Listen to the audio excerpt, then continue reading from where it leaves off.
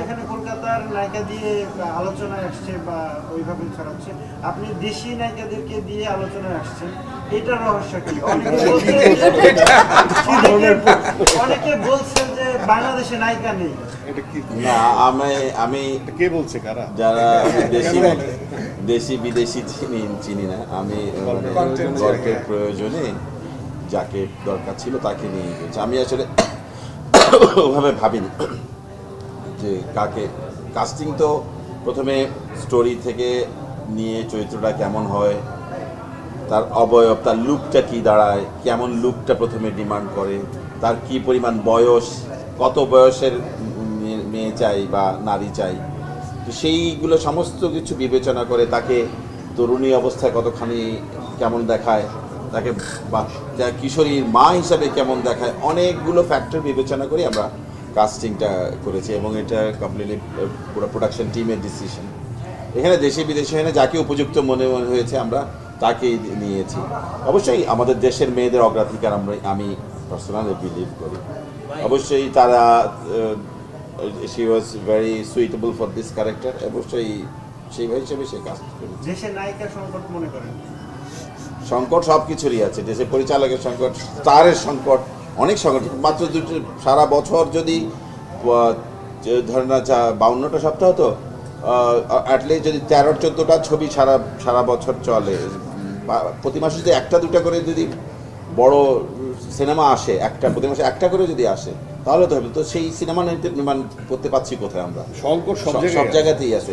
ভিশনের ফুলঝুরি mega অফারে fridge কিনলেই পাচ্ছেন 16 পিসের আকর্ষণীয় গিফট বক্স একদম ফ্রি। শোয়ের কাছে যদি আসে, আমরা বাইরে যখন কাজ করছিলাম দর্শকরা বলছিল যে সিনেমা হলে তারা নিজেরা কান্না করে দিয়েছে, একদম বাস্তবমুখী এরকম একটা মুভি ছিল। এখানে আপনি আসার পর আপনার সামনে একজন দর্শক আপনাকে সরাসরি বলে আসলে এই জিনিসগুলো আপনারা কিভাবে নিচ্ছেন আর কি কেমন পাওয়া মনে হচ্ছে দর্শকদের কাছ থেকে? আমি তো প্রায় দীর্ঘ 25 বছর হয়ে গেছে অভিনয় করছি। যত মাধ্যমেই কাজ করেছি এই ধরনের রিয়াকশন এটা আসছে, বাট আমি সিনেমাকে এখন একদমই একমাত্র সিনেমাতেই কাজ করছি।